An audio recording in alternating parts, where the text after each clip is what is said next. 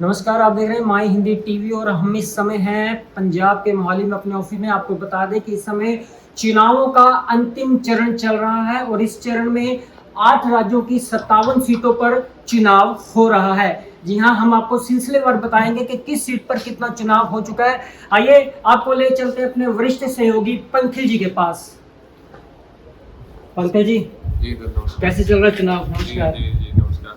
देखिए गुरु प्रताप जी, मैं कहूँगा आप एक बार विस्तार से जो है इस टेबल को दिखा दीजिए कि ये हमारे पास एक टेबल है जिसके अंदर हम दिखा सकते हैं कि किस प्रकार से कितनी कितनी वोट परसेंटेज जो है कहाँ पर पड़ चुकी है। सबसे पहले हम राज्यों की बात कर लेते हैं।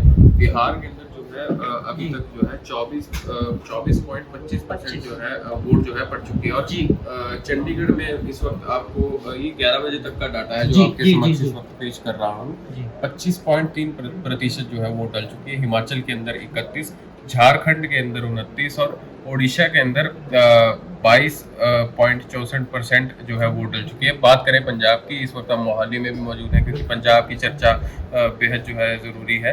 23% जो है पंजाब के अंदर डल चुकी है। देखा जाए कहीं ना कहीं और राज्यों के मुकाबले में 23.9 यानी कि लगभग 24%, लेकिन और राज्यों से पिछड़ता हुआ कहीं ना आप कहीं। देखिए कि पूरा, मैं एक बार कैमरा पर्सन से कहूंगा कि दिखाएंगे कि बिहार से भी कम जो वोटिंग है वो पंजाब के अंदर इस वक्त अभी तक डली है। तो कहीं ना कहीं ऐसा नजर आ रहा है कि पंजाब की जनता कहीं ना कहीं इलेक्शंस को लेकर जो कहीं ना कहीं अनइंटरेस्टेड सी नजर आ रही है। तो ऐसे में मेरे पास एक लिस्ट है पंजाब की, मैं चाहूंगा कि एक बार आप जनता के समक्ष ये डिस्कशन में दिखा दीजिए कि जो किस आपने प्रकार मेरे को से लिस्ट दी है पंकज जी, इसमें ये दिखाया गया कि पटियाला में जो है अभी 27.64% चुनाव जी। हो चुका है। क्या इसका गर्मी का एक मेन कारण इसको माना जा सकता है, जो परसेंटेज कम हो रही है? देखिए, इससे पहले हरियाणा के अंदर भी चुनाव हुए थे और उन हरियाणा के चुनावों के अंदर ये पाया गया था कि सैटरडे और संडे के बीच में, फ्राइडे के बीच में चुनाव जो किए गए थे। ठीक है। ऐसे में लोग अपना वीकेंड ट्रिप जो है बना लेते हैं, कहीं ना कहीं बाहर निकल जाते हैं। अमूमन वोटों में इतना इंटरेस्ट नहीं रहता, पर फिर भी उसके बाद हरियाणा के अंदर ऐसा देखा गया कि 60% वोट जो है डाले गए, परंतु फिर भी कहीं ना कहीं ये नंबर जो है काफ़ी कम है कि एक 40% की जनता जो वोट नहीं डाल रही वो कहाँ गई। तो ये अपने आप में गर्मी कहीं ना कहीं एक बड़ा इफेक्ट डालने वाली है। इसके अंदर मैं एक खास सीट का जो है जिक्र करना चाहूँगा। वो सीट है खडूर साहिब की। 24% अभी यहाँ पर वोट डले हैं, पर यहाँ पर एक ऐसा कैंडिडेट जो है खड़ा है जो अपने आप में सुर्खियों में भी है, कई जगह कॉन्ट्रोवर्शियल भी माना जाता है।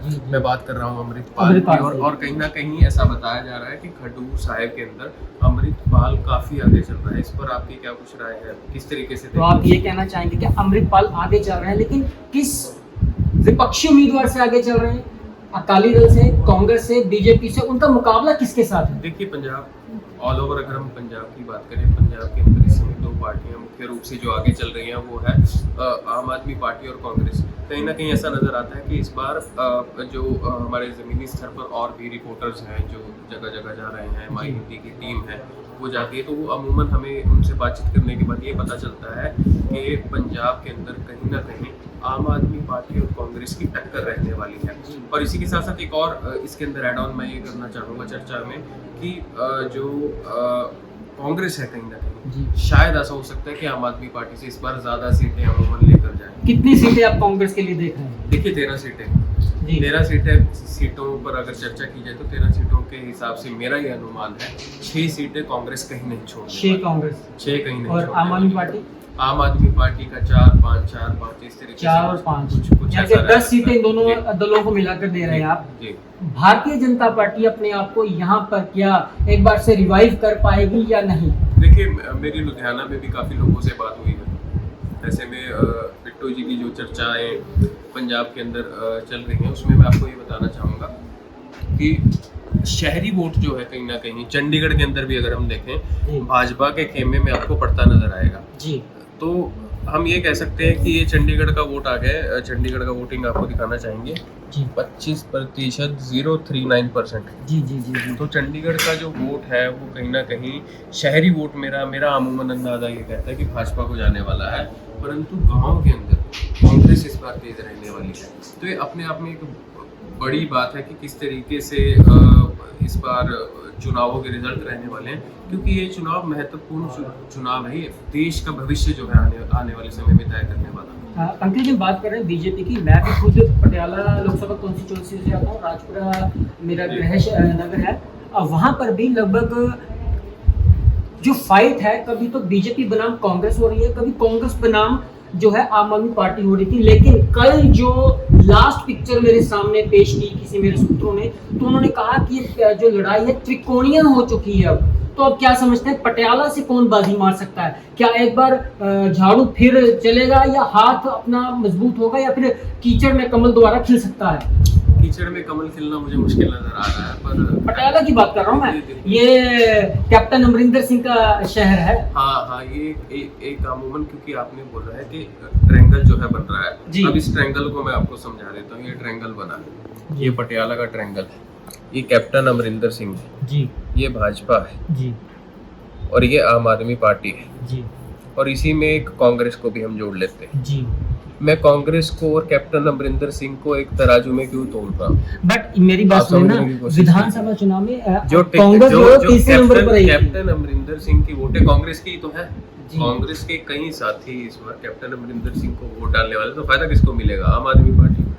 तो पटियाला में निश्चित रूप से क्लियर कट है कि आम आदमी पार्टी जीत सकती है, पर ये कयास लगाए जा सकते हैं। पंचल के हिसाब से जो कयास लग रहे हैं, पटियाला की सीट जो है वो आम आदमी पार्टी के खाते में जा सकती है। चलिए पंजाब की राजधानी की बात करें, चंडीगढ़ की, तो क्या देखते हैं आप चंडीगढ़ के बारे में? मैंने चंडीगढ़ के बारे में, जैसे कि आपसे पहले भी चर्चा की, बताया आपको कि चंडीगढ़ का शहरी वोट बीजेपी को ही जा रहा है, पर स्थिति क्लियर नहीं है, क्योंकि ये बताया जाता है कि टंडन जो है वो कहीं ना कहीं ग्राउंड लेवल पर इतने मजबूत नहीं है जितने मजबूत कांग्रेस के लोकसभा प्रत्याशी हैं। कहीं बांसल साहब कहीं तिवारी जी को डेंट मारते हुए तो दिखाई नहीं दे रहे आपको? मुझे ऐसा लगता है आपकी क्या राय है? मुझे भी ऐसे लगता है, लेकिन लास्ट समय में जो 26 सेक्टर में जो रैली हुई थी, प्रियंका गांधी पवन बांसल और मनीष तिवारी दोनों को लेकर आई थी, और पवन बांसल ने यही कहा था कहीं ना कहीं एक बड़ा डेंट देने वाला है ना आपके हिसाब से? जी। चंडीगढ़ में जो जनवरी के महीने में मेयर का चुनाव हुआ था, उसको लेकर आप क्या देखते हैं? क्या लोगों के दिलों में वो पिक्चर अभी होगी जिस तरह से वो प्रिजाइडिंग ऑफिसर वो वोटों को गलत ठहरा रहे थे? देखिए, वो बैलेट पेपर पर चुनाव हुआ था और सुप्रीम कोर्ट ने भी उस प्रिजाइडिंग ऑफिसर को फटकार भी लगाई थी। ये सबके समक्ष वो वीडियो भी आई थी कि किस तरीके से सुप्रीम कोर्ट ने उस प्रिजाइडिंग ऑफिसर को लताड़ा था, पर कहीं ना कहीं ये भाजपा की छवि का खराब करने का कार्य तो कर रहा है, और इस चीज का असर जनता पर भी पड़ेगा कि वो सोच समझ के डालेंगे कि हमें वोट किसको डालना। क्या लगता है आपको, पंजाब में बीजेपी इस बार, आपने बता दिया कांग्रेस 5 से 6 और आम आदमी पार्टी 4 से 5, बीजेपी 1 या 2 शायद, और अकाली दल को किस तरीके से वही पुरानी पार्टी, 120 साल पुरानी पार्टी है अकाली दल, उसके बारे में आप क्या कहना चाहिए? ये तो हम तो फिर भी हरियाणा ज्यादा कवर करते हैं। आप इस बारे में बताइए कि आप पंजाब के भी रहने वाले हैं, किस तरीके से देखते हैं अकालियों को? जो अकाली दल की फाइट दिखाई दे रही है, वो तो मुझे या तो बठिंडा में दिखाई दे रही है या फिर फिरोजपुर में, क्योंकि फिरोजपुर में सुखबीर सिंह बादल कभी सांसद रहे हुए हैं और वहीं पर उनकी फाइट दिखाई दे रही है। लेकिन मेरे को लगता है फिरोजपुर भी इस बार जो है कांग्रेस के पक्ष में जा सकता है। जो मोटा मोटा मैंने देखा है कि कल परसों भी जो जब चुनाव प्रचार का आखिरी दिन था, सुखबीर सिंह बादल ने पूरी ताकत जो है बठिंडा लोकसभा क्षेत्र में झोंकी हुई थी। अभी आपने देखा होगा कि किस तरीके की वीडियोस जो है सामने आ रही हैं। अभी हाल ही में एक पर्चा भी हुआ है वीडियो बनाने को लेकर। जी, उसके बारे में आप क्या कहना चाहिए? तो कौन उम्मीदवार है, किस पार्टी से संबंध रखते हैं? बसपा के ही वो बताए जा रहे हैं। कौन सी लोकसभा क्षेत्र से? इसके अलावा मैं इसके अंदर एक और चीज आपको बताना चाहूंगा कि हाल ही में मुझे आपके द्वारा ये सूचना मिली थी कि वेस्ट बंगाल के अंदर ईवीएम को ही घेर दिया गया। जी, वेस्ट बंगाल में जी, वेस्ट बंगाल में कुछ अराजक तत्वों द्वारा ईवीएम को तालाब में फेंक दिया गया। अब ये अभी तक ये मालूम नहीं चल पाया है कि वो आपराधिक छवि के लोग किस पार्टी से संबंध रखते हैं। और आपको एक और अपडेट दे दूं कि बिहार में एक बुजुर्ग शख्स जब वोट डालने गए तो वहीं पर उनकी मौत हो गई। तो इस तरह से इसको भारी गर्मी का कारण भी माना जाए। वो मैंने अपने सूत्रों से बात की, वो यही गर्मी का कारण ही एक बता रहे हैं। क्या इलेक्शन कमीशन को इतनी गर्मी में चुनाव करवाना चाहिए? देखिए, बहुत सारे फैक्टर्स रहते हैं, पूरे देश का सोचना पड़ता है, ना सिर्फ गर्मी का। गर्मी तो इंसान की अपनी गलतियों की वजह से बढ़ रही है। हमारे नेता अगर हमारे जो देश को चलाने वाले लोग हैं, या हम भी अपनी तरफ से प्रयास करें कि ज़्यादा से ज़्यादा पेड़ लगा दें, तो ये नौबत शायद आज ना आए। जी। आज से पहले इतना तापमान कभी हमने देखा नहीं, था ना। वातावरण में हम बाद में बात करेंगे, जो चुनाव का है आज मेन चुनाव का, तो उसके आए तो ज्यादा बिल्कुल ठीक बात है। मैं गलत ट्रैक पर भी जा रहा था। नहीं कोई ऐसी बात नहीं। हाँ, तो कहीं ना कहीं इलेक्शन कमीशन का ये फैसला पूरे देश की स्थिति को देखकर बनाया जाता है। क्योंकि अगर हम गर्मी को देखकर चुनाव लड़ेंगे तो ऐसे तो पूरे देश में चुनाव कंडक्ट करवाना, उसके रिजल्ट देना बहुत ही ज़्यादा मुश्किल हो जाता है, और उसका एक समय सीमा तय करनी भी बहुत ज़रूरी होती है। तो ये कुछ चीज़ें हैं। ऐसे में मेरी हाल ही में इलेक्शन कमीशन के जो चीफ हैं हरियाणा के IAS अरोड़ा, उनसे भी चर्चा हुई इस चीज़ को लेकर। तो उन्होंने बताया कि पेयजल वगैरह ये सब मेडिकल फैसिलिटीज़ बूथों पर लगा दी गई हैं ताकि लोगों को समस्या ना आए। ये मेरी चर्चा हुई थी उनके हरियाणा के समय पे। पर अब मैं पंजाब की बात करूँ, मैंने पंजाब के अंदर काफ़ी ऐसे वोटिंग बूथ्स देखे जहाँ पर कोई व्यवस्था मुझे नज़र नहीं है प्रशासन की तरफ से। तो ये बहुत ज़रूरी व्यवस्था थी जो वहाँ होनी चाहिए। आज एक अंतिम चरण चुनावों का, छठे चरण में हरियाणा में चुनाव हुआ, दिल्ली में चुनाव हुआ। आप हरियाणा से आते हैं, स्पेशली क्या व्यूज है आपके हरियाणा के बारे में?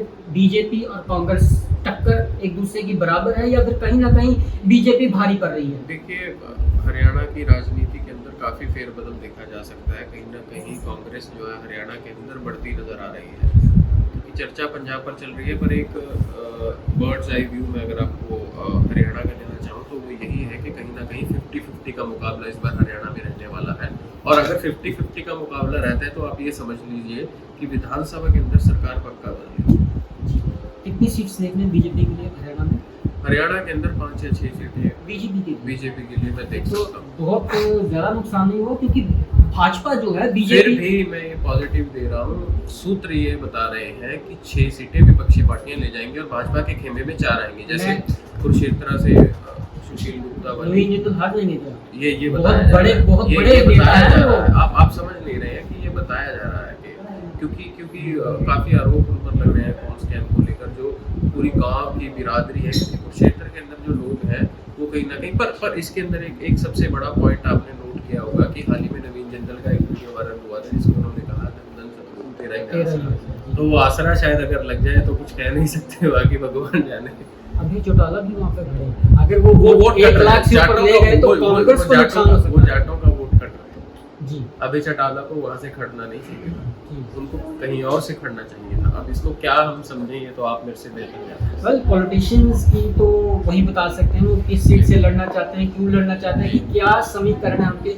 फिर भी अगर बात की जाए अम्बाला छावनी और अम्बाला शहर की लोकसभा क्षेत्र की, तो वहाँ से कौन बाजी मार सकता है? देखिए, वहाँ से वरुण मुलाना का शोर बहुत ज़्यादा था जी अम्बाला लोकसभा क्षेत्र से। पर जो बाजी मारने की बात आ रही है वो मुझे ऐसा लगता है क्योंकि प्रधानमंत्री मोदी ने हाल ही में अम्बाला में रैली की थी, तो वो एक तरफा कर गए थे। वहाँ पर काफ़ी इफेक्ट उसका पड़ने वाला है, तो बंदूक कटारियाँ वहाँ से अम्बाला से जीत सकते हैं। आपकी बात मानी मैंने कि प्रधानमंत्री मोदी आए, उन्होंने रैली की पंजाब और चुनाव को एक तरफा कर दिया, तो पंजाब में भी इसका असर दिखाई देगा जहाँ जहाँ प्रधानमंत्री मोदी ने रैलियाँ की हैं?